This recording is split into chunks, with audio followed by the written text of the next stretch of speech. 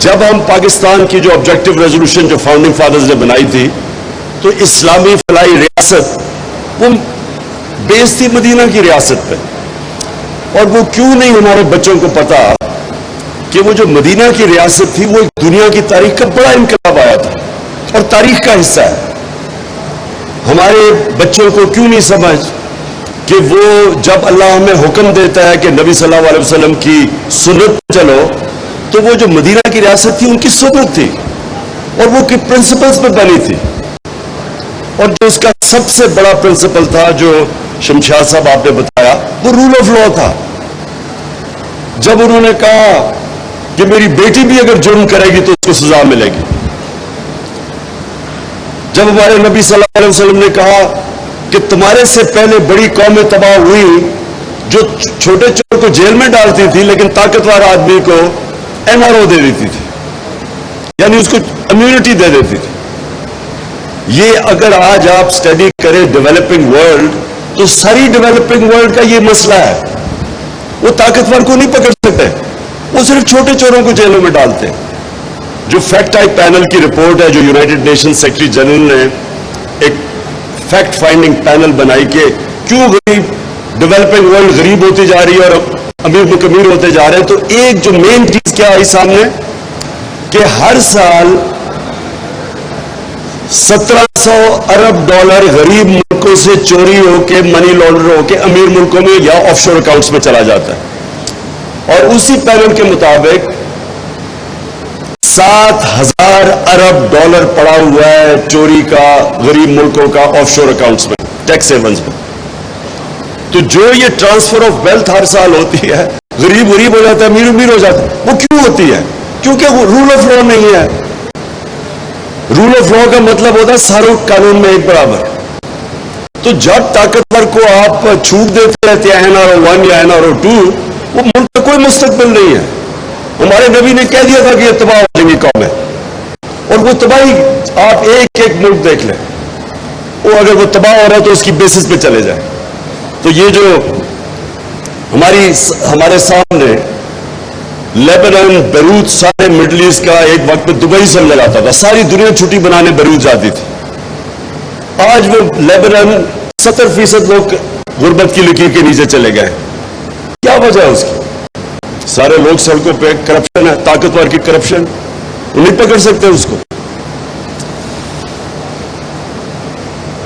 تو number 1 guiding principle میں صرف یہ پہلے کہہ دوں کیونکہ میں اسی کے اوپر آتا ہوں بھی جو یہاں ہوا ہے.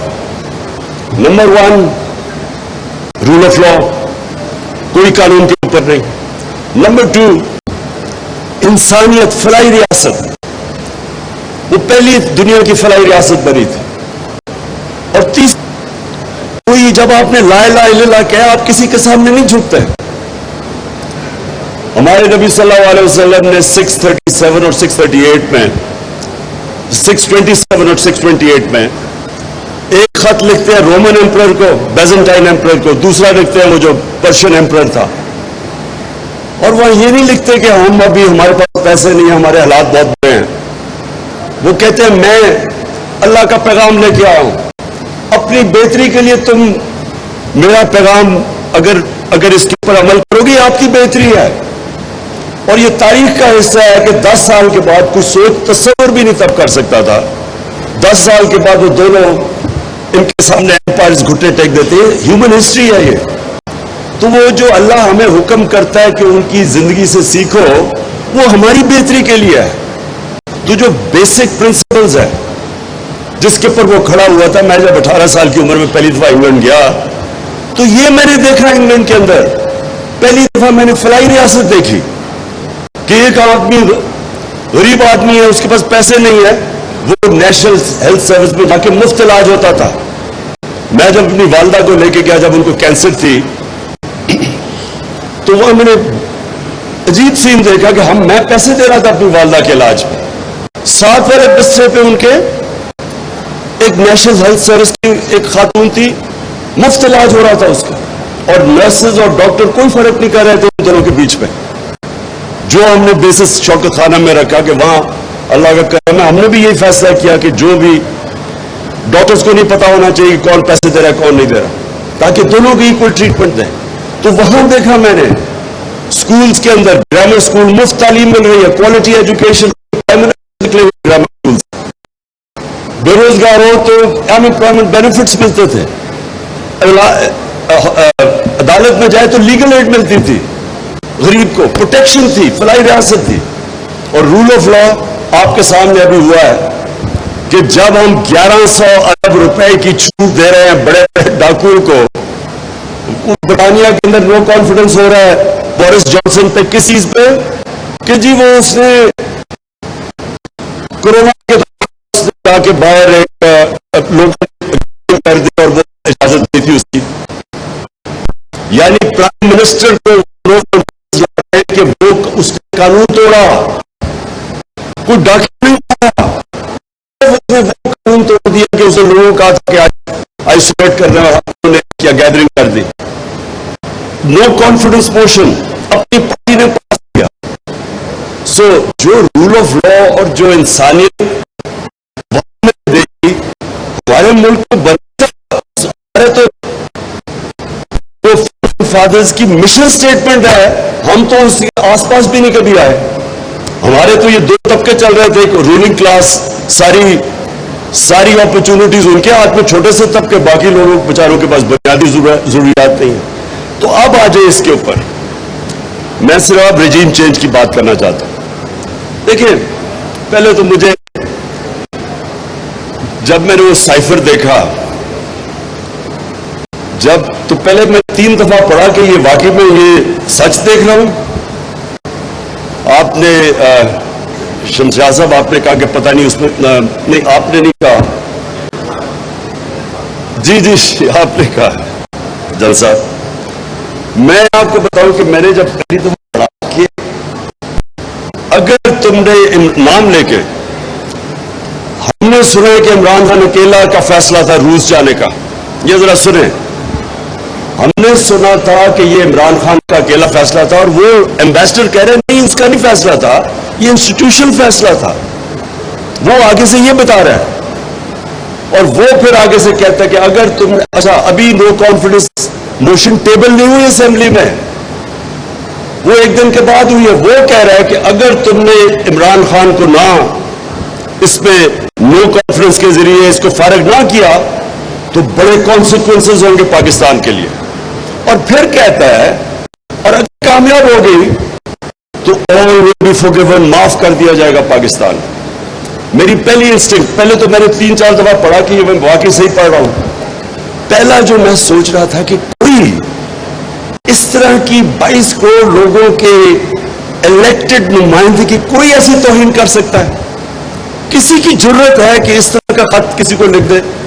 اور ہمیں بعد میں کسی نے کہا جو یا تو ایسے تو آتے رہتے مراسلے, کبھی کسی سیلف ریسپیکٹنگ ملک میں اس طرح کا مراسلہ نہیں آ سکتا. یہ ناممکن ہے کہ کسی الیکٹڈ پرائم منسٹر کو کوئی آگے کہہ جی اس کو اڑا دے. تو یہ کتنی توہین ہے ایک ملک کی. یعنی کس طرح کا ایک عام آفیسر کہہ رہا ہے کہ جی اس کو پرائم منسٹر کو ہٹا دو. تو مجھے دوسری حیرت ہوئی کہ میں پرائم منسٹر ہوں, وہ امبیسڈر ہے, فورن آفس میرے نیچے ہے, وہ کس کو حکم دے رہا ہے کہ اس کو ہٹا دو پرائم منسٹر کو.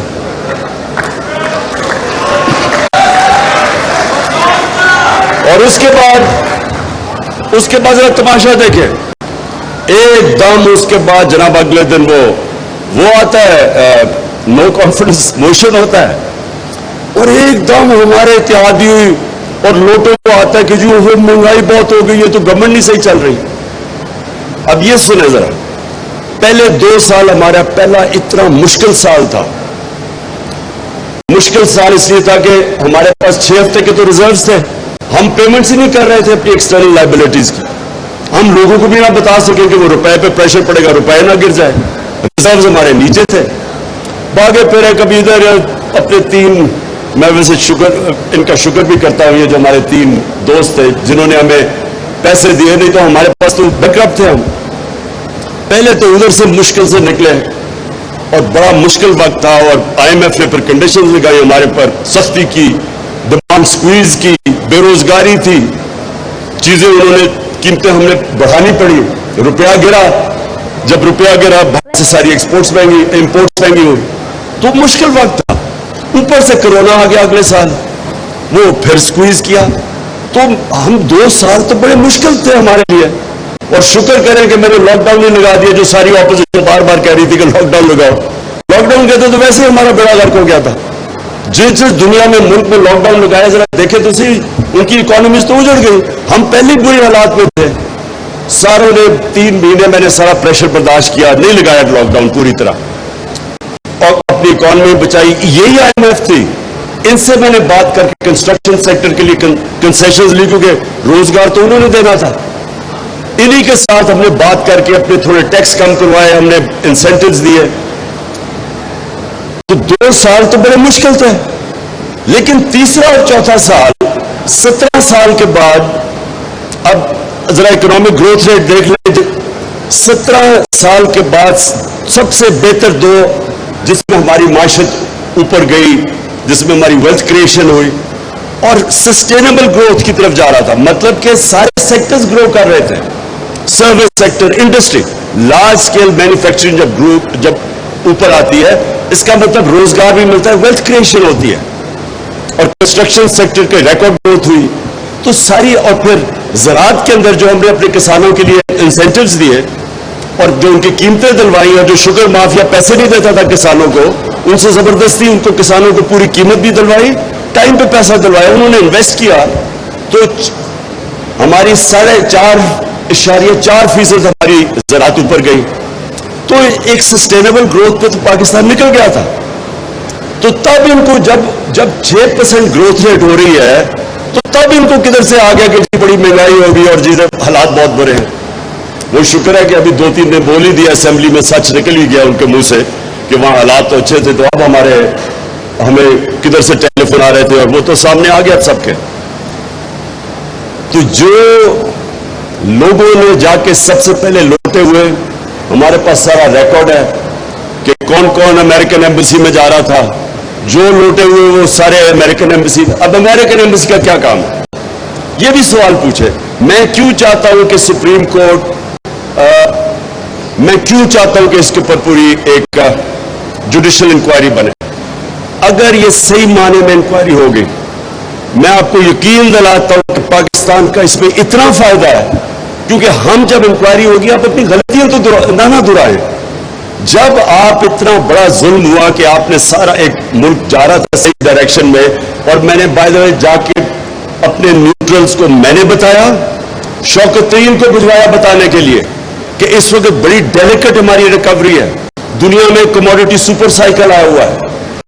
इस वक्त अगर हमने इसको डिस्टेबलाइज किया, मुल्क को, ये संभाल नहीं सकेंगे आप इकोनॉमी, क्योंकि इस वक्त अगर रुपया गिरना शुरू हो गया, हमारे पास रिजर्व्स ही इतने नहीं है और हमें मुश्किल पड़ी हुई है, क्योंकि कीमतें ऊपर, कमोडिटी प्राइसेस ऊपर गए, वो तेल ऊपर गया हुआ था। उस स्टेज के ऊपर, इसके बावजूद कि हमने बताया कि यहां न्यूट्रल होना बड़ी अच्छी चीज है, माशाल्लाह अच्छा आप न्यूट्रल ही रहे, लेकिन ये अगर साजिश कामयाब होगी तो कॉन्सिक्वेंसेस हमने बता दिए कि इसका ये कॉन्सिक्वेंस होगा मुल्क को, माशत के ऊपर। उसके बाद जब वो चेंज लेके आए और ये जो नया सेटअप आया, मैं आपसे नहीं, मैं पहले दिन से कह रहा हूं, जब से मेरी पहली तकरीर थी, जब मैं प्राइम मिनिस्टर बना, मैंने तब कहा कि ये सारे इकट्ठे होंगे, जमहूरियत के नाम पे होंगे। अभी वो डेमोक्रेटिक मूवमेंट का नाम नहीं आया था, जमहूरियत के नाम पे सब इकट्ठे होंगे और एक ही इनका इंटरेस्ट होगा, किसी तरह ब्लैकमेल मुझे इतना करे कि NRO मिल जाए। मैं अब ये जो मोहित पीरजादा ने बात की कि उसने मुझे आके बताया, पहले वॉर्न किया, वो तो मुझे सारी खबरें आ रही थी 1 साल से कि क्या हो रहा, खबरें तो मुझे 1 साल से आ रही थी कि प्लान क्या बना हुआ है।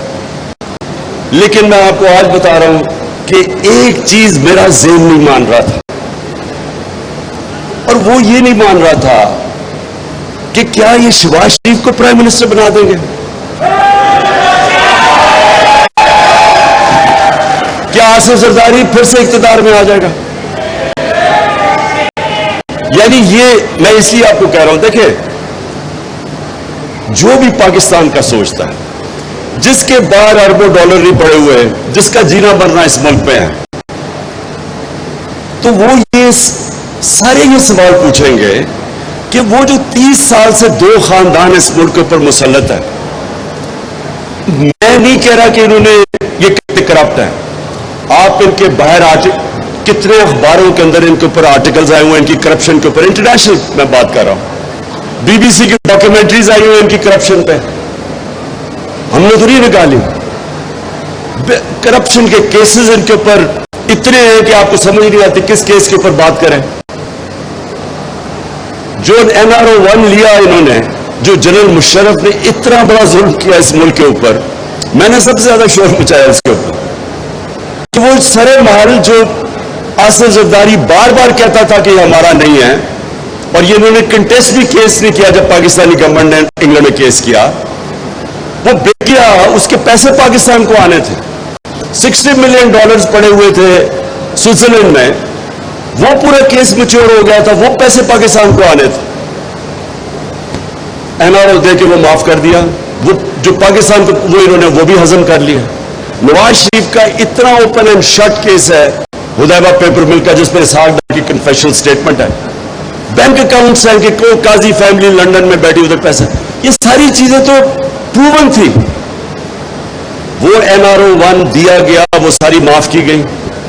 10 سال کی کرپشن انہوں نے کی, ان کے دور کے سارے کیسز ہیں 95%, ہمارے تو دور کے کیسز ہی نہیں ہیں. ہمارا تو صرف ایک TT کا کیس ہے, شباز شریف کہہ رہے کہ جو مقصود چپراسی والا کیس ہے FIA کا, باقی تو سارے پرانے کیسز ہیں. تو وہ کیسز جو ہمیں 3.5 سال کہہ رہے تھے, اور یہ اسحاق ڈار ان کے دور میں بھاگا, نواز شریف کے بیٹے ان کے دور میں بھاگے, یہ داماد شباز شریف کا اس کے دور میں بھاگا ہے. تو ہمارے دور کے تو صرف ہمیں بلیک میل کیا جا رہا تھا NRO دینے کا.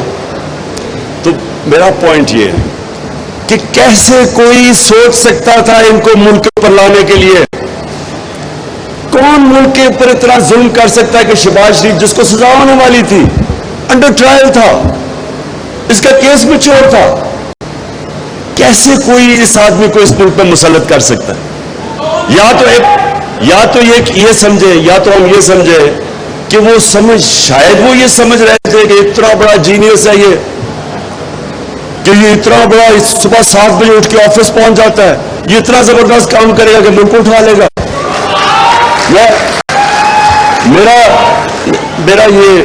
مجھے پھر یہ اب تھوڑا شک ہونا شروع ہو گیا کہ وہ جو 50 ارب روپیہ شباز شریف نے اشتہاروں پہ خرچ کیا تھا, جو ساری ڈیولپمنٹ اشتہاروں میں تھی, وہ شاید اس سے سمجھ گئے وہ اشتہار میں اتنی ڈیولپمنٹ تھی, شاید وہ اس غلط فہمی میں تھے کہ یہ ایک دم ملک ٹرن راؤنڈ کر دے گا. لیکن کوشچن اب یہ ہے,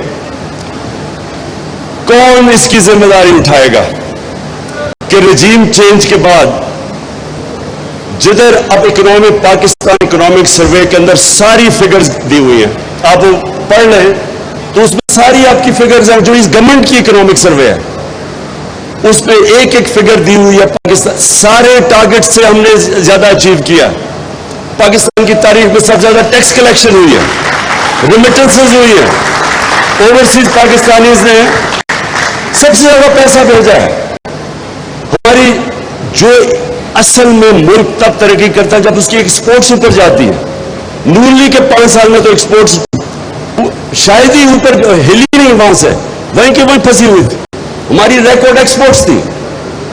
اور جو پھر سے میں کہہ رہا ہوں زراعت جو ترقی کی, تو جب ملک ادھر جا رہا تھا اور آج مہنگائی اسمانوں پہ اور اکانومی نیچے, کون ذمہ دار ہے اس کا؟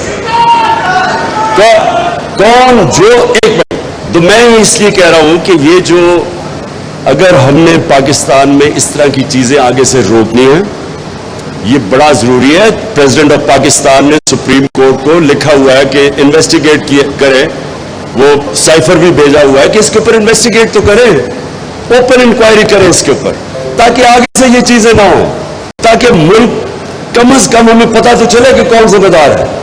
آپ نے بات ٹھیک کی, شمشاد صاحب 25 سال کے بعد وہ حمود الرحمان رپورٹ آئی, لیکن کوئی یہ بات نہیں کرتا کہ کبھی کسی نے یہ پوچھا ہے کہ جب یہ ہم جنرل مشرف لے کے گیا تھا ہمیں امریکہ کی وار آن ٹیرر میں, اور وہ خود اپنی کتاب میں لکھتا ہے کہ وہ آرمیٹیج، رچرڈ آرمیٹیج کا تھریٹ آئی، دھمکی کہ ہم will bomb you to stone age.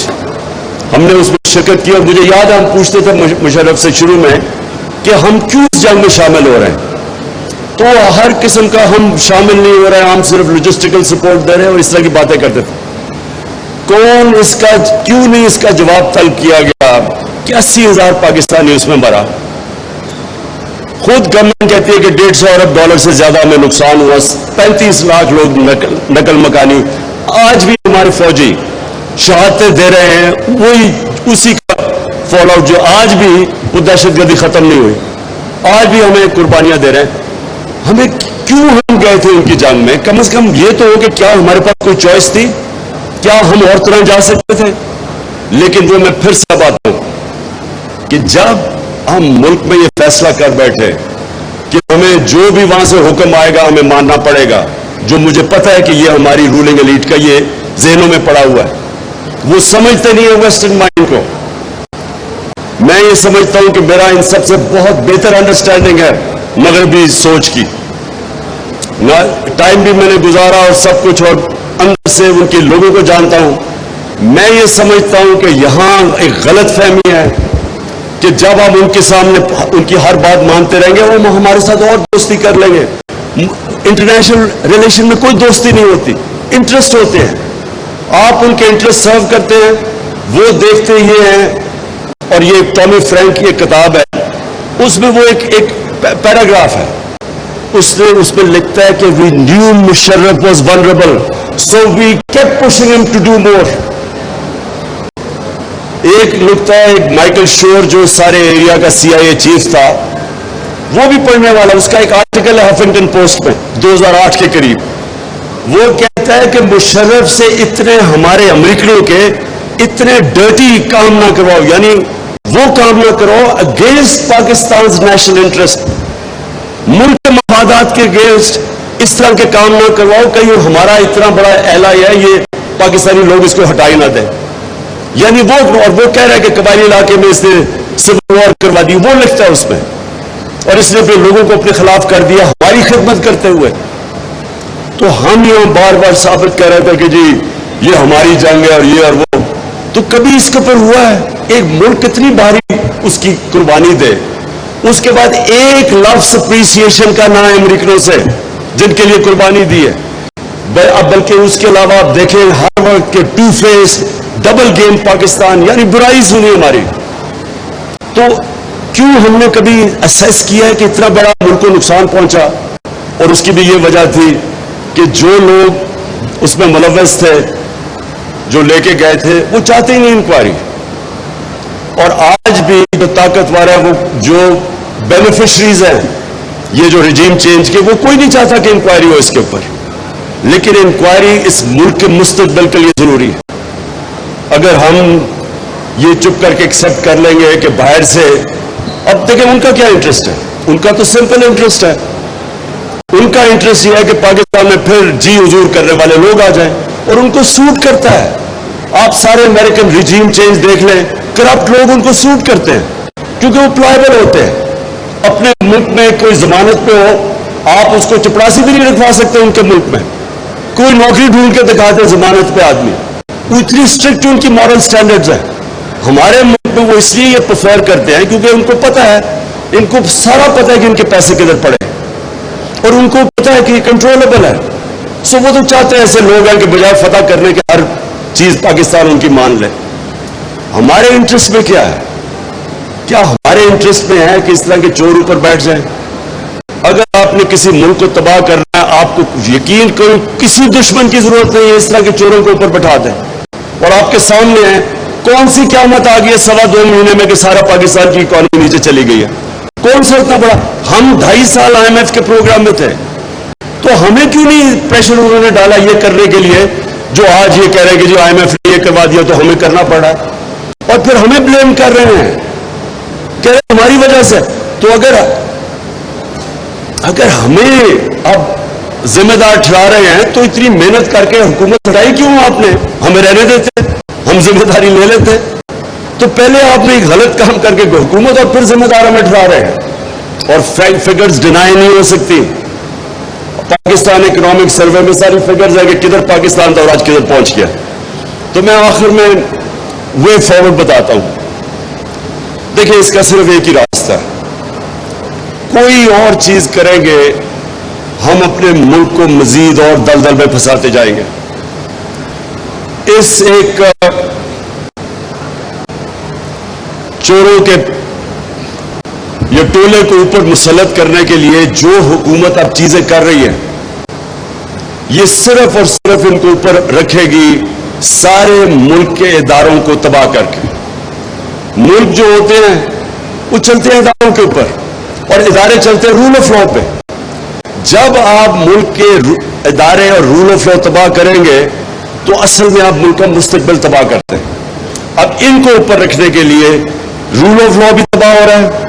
آپ کے سامنے ہے کسی دنیا میں کوئی سوچ بھی نہیں سکتا کہ وہ لوگ جو کرپٹ لوگ آ کے بیٹھ کے اسمبلی میں اپنے آپ کو 1100 ارب روپے کے کیسز معاف کروا لیں. یہ کوئی تصور ہی نہیں کر سکتا. یہ تو ٹوٹل کانفلکٹ آف انٹرسٹ ہے. ہم سپریم کورٹ میں گئے اور امید لگائی ہوئی ہے سپریم کورٹ سے تو رول آف لا تو پہلے وہیں ختم ہو گیا. پھر نیب ختم کر دی. جو نیب کے اندر امینڈمنٹس لائی ہیں نیب اب کچھ نہیں کر سکتی. انہوں نے منی لانڈرنگ بھی ختم کر دیا. باہر سے اگر پتا چلے میرے کوئی 10 ارب ڈالر باہر پڑا ہوا ہے یا جتنا بھی پڑا ہوا ہے, میں اگر انفارمیشن مجھے باہر سے آ بھی جائے وہ ان ایڈمیسیبل ہے پاکستان میں. پھر اگر میں پبلک آفس ہولڈر ہوں, میں اپنے رشتہ داروں کے نام اپنی بیوی بچوں کے نام پراپرٹیز کر دوں, وہ بھی انہوں نے نکال دیا, اس میں سے بےنامی ختم کر دیا. انہوں نے وہ چیزیں کی ہیں کہ جو وائٹ کالر کرائم کو پکڑنا امپاسبل کر دیا. اب تو انہوں نے یہی نہیں اپنے آپ کو بچاتے بچاتے ساروں کے لیے دروازے کھول دیے چوری کے. اس کے بعد الیکشن کمیشن جو حرکت الیکشن کمیشن کری, ابھی جو کراچی سے سندھ میں الیکشن ہوا ہے, ہمیں تو چھوڑے پی ٹی آئی کیا کہہ رہی ہے, پوچھ لیں ان کے اپنے اتحادی جے یو آئی سے اور ایم کیو ایم سے وہ کیا کہہ رہے ہیں الیکشنز کے متعلق. 15% الیکشن انٹیریئر سندھ میں انہوں نے ان اپوزڈ جتا دیے. اور پوچھے تو صحیح ان اپوزڈ کیسے ہے. انہوں نے پولیس اور جو استعمال کیا لوگوں کو اٹھا لیا, وہی جو حرکتیں ذوالفقار علی بھٹو نے 1977 کے اندر اس نے بھی تھوڑے سے لوگوں کو ان اپوز کروایا تھا, اس سے شور مچا تھا. یہاں تو 15% سیٹیں ان اپوزڈ ہو گئی ہیں. تو پوچھے تو صحیح کہ کیوں ان اپوزڈ ہوئی ہے. تو وہ جو جس طرح کا وہ الیکشن ہوا, ابھی جو 20 حلقوں میں پنجاب میں الیکشن ہو رہا ہے, جو اس وقت مداخلت ہو رہی ہے, جس لیول کی مداخلت ہو رہی ہے اس الیکشن کے اندر, ٹیلی فون کال کر کے میں انٹرویو کرا لوگوں کو ٹکٹ دینے کے لیے, 2 کینڈیڈیٹس نے مجھے بتایا کہ ان نون نمبر سے ٹیلی فون آیا کہ آپ نے ان کے ٹکٹ نہیں لینے. تو جس لیول کی مداخلت ہے, اب اگر اسی طرح کے انہوں نے الیکشن کروانے ہیں, الیکشن کمیشن ڈسکریڈیٹڈ وہ ہو ہی رہی ہے. Election commission ڈسکریڈیٹڈ. پارلیمنٹ کا یہ حال ہے کہ اگر راجہ ریاض پارلیمنٹ کا اپوزیشن لیڈر سمجھ لیں پارلیمنٹ کی کیا اہمیت ہے. پنجاب اسمبلی میں جو پنجاب اسمبلی میں ہو رہا ہے, یعنی 2.5 مہینے سے جس طرح پنجاب چل رہا ہے, تو یہ مداخلت کے بعد, یہ جو سازش کے بعد پنجاب کے جو حالات دیکھ لیں, کوئی پوچھو تو صحیح کہ ہو کیا رہا ہے.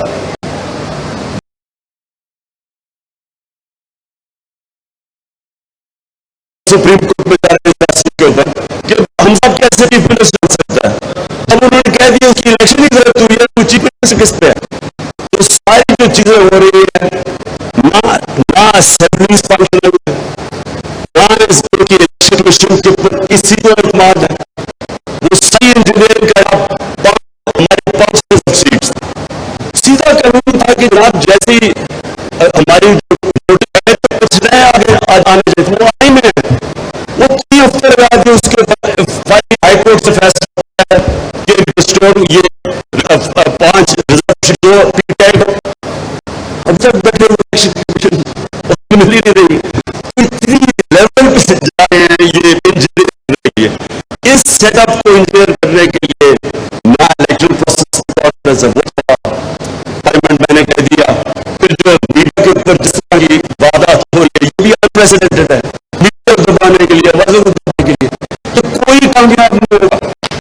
یہ جو بھی کر رہے ہیں یہ روک نہیں सकते आज पाकिस्तान जिस पर जा रहा है। सिर्फ और सिर्फ जो भी कोशिश कर रहा है इस सेटअप को मुसल्लत करने के लिए, वो अपने आप को डिस्क्रेडिट कर रहा है, वो पाकिस्तान को नुकसान पहुंचा रहा है, वो इदारों को डिस्क्रेडिट कर रहा है।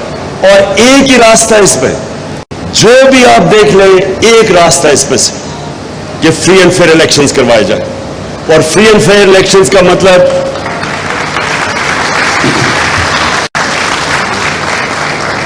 क्रेडिबल इलेक्शंस, जिस इलेक्शंस की क्रेडिबिलिटी हो, वो इलेक्शन ना ये जो भी इस वक्त पंजाब में हो रहा है, जो सिंध में इलेक्शन करवाए गए, इस इलेक्शन से मजीद और इंतशार बढ़ेगा। जिधर मुल्क की माइशत पहुंच गई है और जिस तरफ जा रही है, मुझे खौफ ये है कि वो उस पॉइंट पे चली जाएगी जब जो भी बेल आउट करेगा, वो फिर जब जो कंडीशंस जो उसके लिए शराइत मांगेगा, वो पाकिस्तान की जो सॉवरेंटी है वो कॉम्प्रोमाइज की जाएगी। इन लोगों को तो फर्क नहीं पड़ता, जिन लोगों को पैसे से प्यार है, जो सिर्फ अपनी करप्शन बचाने के लिए आए थे और अपनी मजीद करप्शन करने के, उनको तो फर्क ही नहीं पड़ता कि पाकिस्तान जो एक अजीम ख्वाब का नाम था, मैं हमेशा समझता हूं कि वो किसी वजह से बना था। उनको तो फर्क ही नहीं पड़ता कि अगर हम कश्मीरियों की स्ट्रगल की कब्र खोद दें, हम हिंदुस्तान से ट्रेड भी शुरू कर दें, जो कश्मीर में हो रहा है उसको नजरअंदाज करें, जो पहले भी किया था नवाज शरीफ ने। मिला ही नहीं था हुर्रियत मेंबर से जब वो मोदी की वो कोरोनेशन पे गया, ना उनको फर्क पड़ता है। अभी मैं सुन रहा हूं कि इसराइल को हम एक्सेप्ट कर लें या इसराइल से हमें फायदे हो सकते हैं, तो अगर आपका नजरिया ही नहीं हो तो कुछ भी कर लें। उनको ये भी नहीं फर्क पड़ता बेसिस रखें, क्योंकि उनको ये नहीं कि जो हमारे 80,000 लोग मरे थे किसी की कॉन्फ्लिक्ट में शिरकत करने के, उनको इसका भी नहीं है कि बस ये डॉलर आ जाएंगे थोड़े से।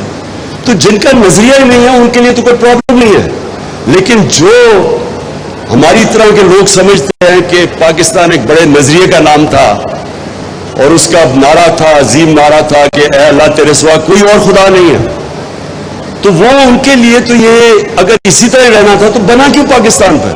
अगर आपने यही कॉम्प्रोमाइज कर रही है तो वो कहते हैं ना, those who don't stand for anything fall for everything, कि आपका जब कोई नजरिया नहीं है तो किसी चीज भी मान लो। इसलिए ये बड़ा असल में ये दो नजरियों का फर्क है। एक ये वो मटीरियलिस्ट जो जात के लिए आए हैं, जो 30 साल से बैठे हुए दो खानदान, जिनको कोई फर्क नहीं पड़ा कि अमेरिकानसी को पकड़ा दो, उनको कोई फर्क नहीं पड़ा जब वो रमजी यूसुफ को पकड़ा दो, उनको पाकिस्तान के कानून बाईपास करके, कोई फर्क नहीं पड़ा जब वो रेमंड डेविस ने दो लोगों को गोलियां मार दी मुजंग शहर के बीच में, उसको वापस दे दो, उनको तो कोई फर्क ही नहीं पड़ता। या जब 400 ड्रोन अटैक हुए इन दोनों के दौर में, कोई शर्म नहीं उनको आई कि कभी कोई दुनिया इजाजत देती है जज, जूरी और एक्सिक्यूशनर किसी को बनने के लिए कि आप ही फैसला करें। 8,000 दूर आदमी बैठ के कंप्यूटर गेम से लोग मार रहे हैं यहाँ पाकिस्तान में, और ये दोनों लीडर चुप करके बैठे हुए थे। इनको क्या फर्क पड़ता है इससे? फर्क तो उन लोगों को पड़ता है जो समझते हैं, और जो अक्सरियत है इस मुल्क की अक्सरियत बिलीव करती है नजरिया पाकिस्तान में। आज जो ये लोग निकले हैं, मैं आपको खुद बताऊं कि मैं खुद हैरान था जिस तरह पब्लिक निकली है, लेकिन मैंने इस नतीजे पे आ गया हूं कि जो अक्सरियत है इस मुल्क की, वो अभी भी उस ख्वाब के पीछे है। ये ऊपर है जो थोड़ी सी एक एलीट, जो करप्ट एलीट हो चुकी है, जिसका सिर्फ जाती मुफादात के लिए वो समझते हैं पाकिस्तान बना। ये सिर्फ उनका इशू है, बाकी अवाम अभी भी बिलीव करती है इस नजरिए पे। और लास्ट चीज, मैं एक आपके लिए एयाज आखिर में ये आपने बात की एक्सटेंशन की, मैं इसी के ऊपर अपनी तकरीर खत्म करता हूं। देखिए, मैंने जिंदगी में एक आम सा आदमी हूं, बड़ी गलतियां की है जिंदगी में, लेकिन मेरे जो क्रिकेट के अंदर मैं बाकियों से आगे इसलिए निकला कि मैं हमेशा अपनी गलतियों की एनालिसिस खुद करता था, अपना सबसे बड़ा क्रिटिक था, और हमेशा कोशिश करता था कि जो मैं गलती करता हूं उसको करेक्ट किया जाए। और मैं ये दुनिया में किसी भी इंसान की, माशरे की, इदारे की प्रोग्रेस में सिर्फ एक ही तरह प्रोग्रेस करता है कि अपनी एनालिसिस करे, अपनी गलतियां दूर करे और फिर वो आगे बढ़ता है। मैंने ये 3.5 साल जो हुकूमत में बैठा, अल्लाह ने मौका दिया। ये थे मेरे सबसे मुश्किल 3.5 साल जिंदगी के, लेकिन इन्होंने मैंने बड़ी चीजें सीखी। और मैं ये समझता हूं कि जब इतने बड़े चैलेंजेस थे, क्योंकि चैलेंज बहुत बड़ा था, क्योंकि एक क्राइसिस तो था नहीं। हर रोज सुबह उठते थे, अच्छा जी वो उधर पीआईए बैंकरप्ट है, रेलवे का ये, हर दूसरे दिन कोई नया क्राइसिस होता था कि पैसे नहीं है जी अपने। सो उस क्राइसिस के अंदर, क्राइसिस के अंदर बड़ी चीजें मैंने सीखी। मैं समझता हूं कि मेरी जो एजुकेशन इन 3.5 साल में जिंदगी में नहीं, एक सिर्फ मैं आपको चीज बताऊं कि मैंने ये सारी चीजें नोट की, ये जो आप अपने अभी बात की मुदाखलत की, बिल्कुल ये आप ठीक कहते हैं, एक्सटेंशन की, कि हमेशा मुल्क इदारा तरक्की करता है रूल ऑफ लॉ पे। आज शौकत खानम एक इंटरनेशनल लेवल के 2 हॉस्पिटल्स हैं, वो सिर्फ रूल ऑफ लॉ पे तरक्की करते हैं, मेरिटोक्रेसी पे करते हैं। आज चाइना की जो सबसे बड़ी वजह है तेजी से ऊपर आने की, उनकी बड़ा जबरदस्त इलेक्ट्रल पॉलिटिक्स, इलेक्ट्रल डेमोक्रेसी नहीं है, लेकिन मेरिटोक्रेसी का जबरदस्त सिस्टम। मेरिटोक्रेसी और रूल ऑफ लॉ साथ साथ जाते हैं। लेकिन हमारा मसला यह था कि इतने ज्यादा प्रॉब्लम्स थे कि मैं सुबह उठ के हमेशा सोचता था कि आज मैंने कितने प्रॉब्लम्स को डील करना है, कि मैंने फिर प्रायोरिटाइज करता था कि आज मैं सिर्फ ये प्रॉब्लम्स को डील करूंगा, क्योंकि आप सारों को तो कर ही नहीं सकते थे। मुल्क के अंदर एक इंस्टीट्यूशनल ब्रेकडाउन है, और वो आया 30 सालों से देर से आ रहा था। जब आप मार्शल लॉ लगाते हैं तो सबसे पहले इदारे खत्म हो जाते हैं, रूल ऑफ लॉ खत्म होता है। और जो हमारे डेमोक्रेट्स थे, उन्होंने कभी भी उनका रूल ऑफ लॉ इशू नहीं था। Relaxation of all the rules तो नवाज शरीफ ने शुरू किया था। Relaxation of all the rules means rule of law को तोड़ना। सो जो मुल्क के मसले थे, जो मैंने स्टडी करता गया over the period of time, मैं आपको ये कह दूं कि ये आप बात बिल्कुल ठीक कह रहे हैं, लेकिन उस जो कॉन्टेक्स्ट में मैं ऑपरेट कर रहा था, मुझे बड़ा केयरफुली देखना पड़ता था कि ये मसले हैं और मैं सारे नहीं डील कर सकता एक वक्त। तो फिर मुझे पिक एंड चूज करना पड़ता था, प्रायोरिटाइज करना पड़ता था। और हम वापस देखता हूं, बहुत चीज बेहतर कर सकते थे, बड़ी चीजें और बेहतर कर सकते थे, लेकिन उस सारों के बावजूद जो क्राइसिस थे, मैं ये समझता हूं कि बैंकरप्ट इकोनॉमी, कोविड-19 जो एक दुनिया में 100 साल में एक दफा क्राइसिस आता है, उसके अंदर से हम जो स्टेयर किया, और फिर ये सुपर साइकिल कमोडिटी का और यूक्रेन की वजह से, अगर आज मैं पीछे देखूं तो जब मैं शुरू किया था 3.5 साल पहले, और मैं एंड में देखूं कि जो आज इकोनॉमिक सर्वे में पाकिस्तान की ऑल राउंड ग्रोथ थी, IMF ने भी कहा सस्टेनेबल ग्रोथ थी, अगर ये हो सकती तो मैं समझता हूं कि ये इस कॉन्टेक्स्ट में हमारा बड़ा कामयाब, बेयरिंग इन माइंड जितने क्राइसिस थे, 17 साल में सबसे ज्यादा बेहतर इकोनॉमिक ग्रोथ पिछले 2 साल में हुई थी।